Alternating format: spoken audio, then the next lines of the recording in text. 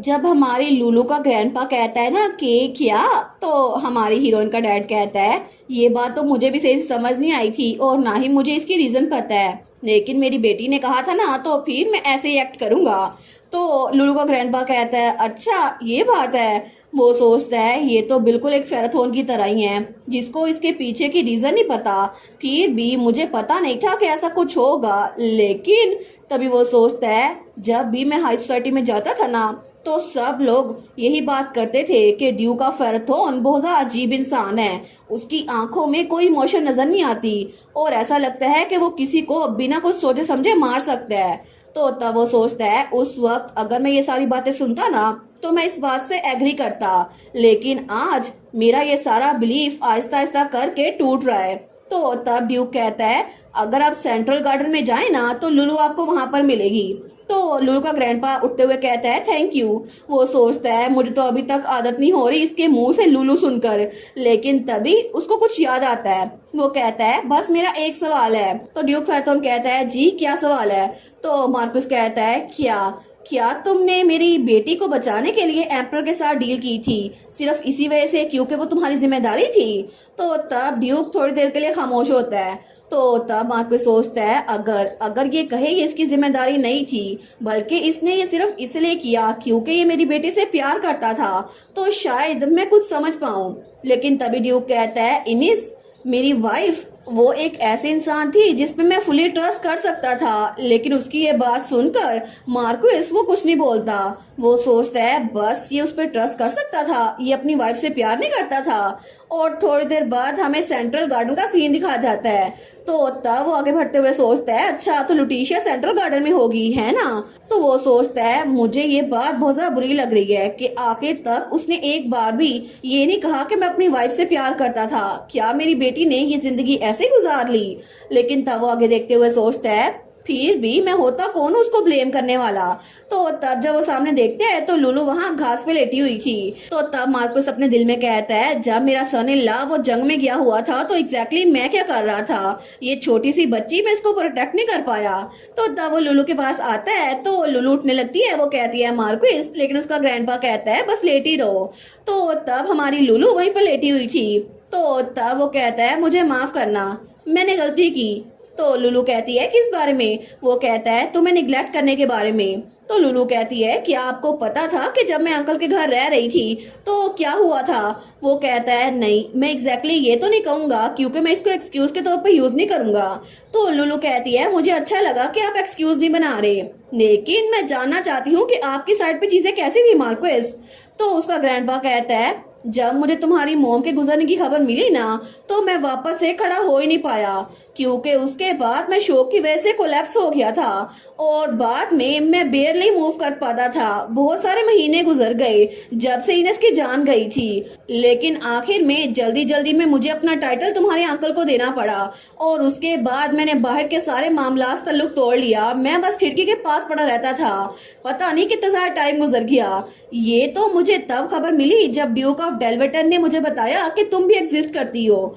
तो तब जब उसको ये लेटर मिला था ना तो मार्कस कहता है इसका क्या मतलब हुआ। मेरे बेटे ने एक माना स्टोन माइन वो चाइल्ड स्पोर्ट के नाम पर ड्यूक फेराथोन से ली हुई थी और क्या इसका मतलब है कि वो बच्ची वो ट्रैंका स्टेट में रह रही थी। तो उसका बटलर कहता है जी ऐसा लगता है कि ड्यूक ऑफ फेराथोन ने अपनी बेटी को वार पे जाने से पहले उनके हवाले किया था।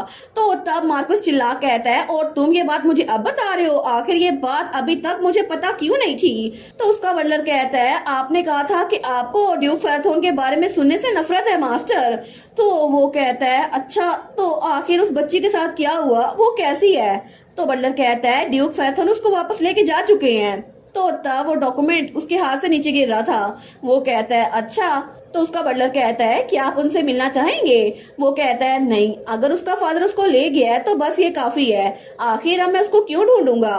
तो लुलू कहती है अच्छा तो पहले आपको पता नहीं था कि मैं मार्कस ट्रैंका की स्टेट में रह रही हूँ। तो उसका ग्रैंडपा कहता है मुझे लगा था कि तुम ठीक से रह रही होगी क्योंकि मुझे लगा था कि तुम्हारे अंदर डिमोनिक एनर्जी है तुम्हारे भाइयों की तरह। तो लुलू कहती है ये बात भी सच है, अगर आपको गलतफहमी हो गई थी ना कि मेरे अंदर डिमोनिक एनर्जी है तो फिर ये इमेजिन करना मुश्किल होगा कि मुझे कोई मिसट्रीट कर सकता है क्योंकि डिमोनिक एनर्जी तो बहुत ज्यादा पावरफुल है। फिर भी वो सोचती है मुझे लगता है कि एम्पीरियल पैलेस में ये क्लैटी पे जितना गुस्सा हो रहे थे ना, इनको इस बारे में पता नहीं होगा। लेकिन वो सोचती है मैं इनके मुंह से खुद कंफर्म करना चाहती हूँ कि मार्कस ट्रैंका, उन्होंने ये सब कुछ जानते हुए भी, सच जानते हुए मुझे इग्नोर नहीं किया, और ये कि इन्होंने मुझे अबंडन नहीं किया। लेकिन तब वो कहती है क्या आप मुझे मेरी मदर के बारे में बता सकते हैं? तो उसका ग्रैंडपा कहता है तुम्हारी मदर, वो तो थोड़ी सी ट्रबल मेकर थी, और एक बार जब वो किसी जिद पे अड़ जाती थी ना तो कोई भी उसको रोक नहीं पाता था। लेकिन वो बहुत ज्यादा वार्म हार्टेड थी, बोल्ड थी और कर्जियस थी। तो लुलू कहती है क्या सच में मॉम ऐसी थी? मुझे तो इस बारे में कुछ नहीं पता था। तो उसका ग्रैंडपा कहता है और वो तो बहुत ही जरा स्मार्ट थी, मुझे लगा था कि मैं अपना टाइटल उसे दूंगा, उसके भाई को नहीं।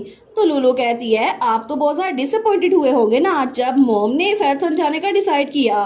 वो कहता है डिसअपॉइंटेड, ये तो इस बात को कवर करता ही नहीं है।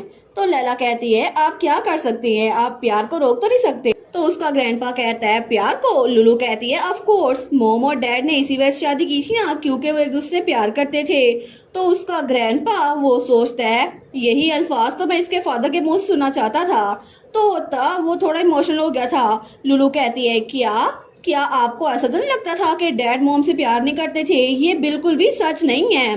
तो उसका ग्रैंडपा कहता है तुम्हारे फादर ने कहा था कि फेरथोन के लोगों को बिल्कुल भी इमोशन पोजेस नहीं होती। तो तब वो सोचता है आखिर मैं एक बच्ची से ये क्यों कह रहा हूँ, मैं तो बिल्कुल इमेच्योर बन रहा हूँ। लेकिन लुलू कहती है मेरे डैड, उनको ऐसा ही लगता होगा क्योंकि ये तो बिल्कुल बर्न स्कार्स की तरह है ना। तो उसका ग्रैंडपा कहता है बर्न स्कार्स?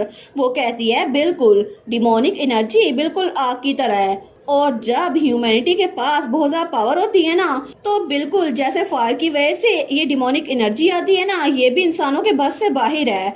और अगर कोई अपने हाथों से उस फायर को कंट्रोल करना सीख ले तो फिर उसका जलना भी तय है। लेकिन जब वो बर्न्स हील हो जाते हैं तो फिर उनको हर्ट होना बंद हो जाता है। उनको लगता है ये बिल्कुल ठीक है, लेकिन उनकी सेंसेस बिल्कुल डल बन जाती है। तो तब वो कहती है फिर भी अगर वो ये सब कुछ करना भी चाहें उनको कुछ भी फील नहीं होता, और कभी कभार अगर ये उनको फील हो फिर भी वो बता नहीं सकते ये फीलिंग है क्या। बिल्कुल जैसे मेरे डैड हैं, नहीं मेरे डैड नहीं, मेरे भाई भी बिल्कुल ऐसे ही हैं। और जब उनके दिल चेंज होते हैं ना तो उनको रिकॉग्नाइज करना थोड़ा मुश्किल होता है, और जब वो कुछ भी फील करते हैं ना तो उनको पता नहीं होता ये इमोशन कैसी है। इसी वजह से डैड बता नहीं सकते कि वो मॉम से प्यार करते हैं या फिर नहीं।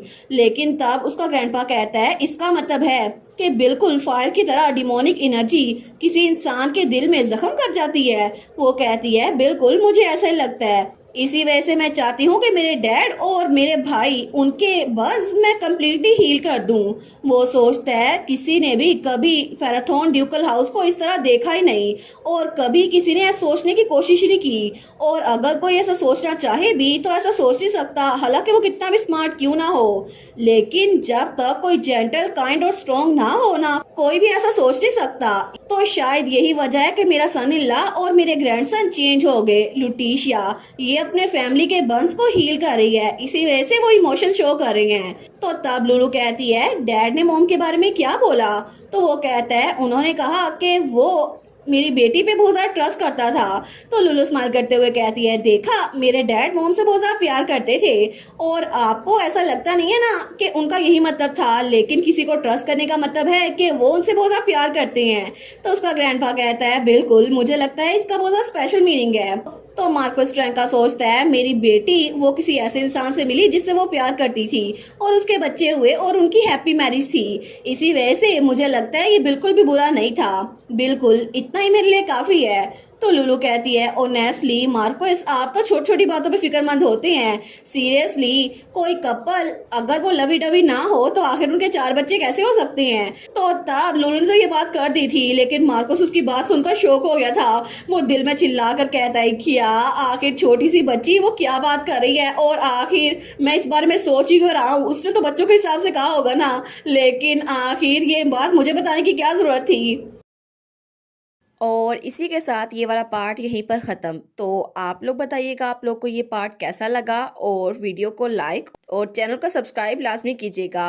बाकी वीडियोस का लिंक भी स्क्रीन पर नज़र आ रहा होगा, तो काइंडली उनको भी चेकआउट कर ले। और thank you so much for watching my videos. Stay safe, bye bye.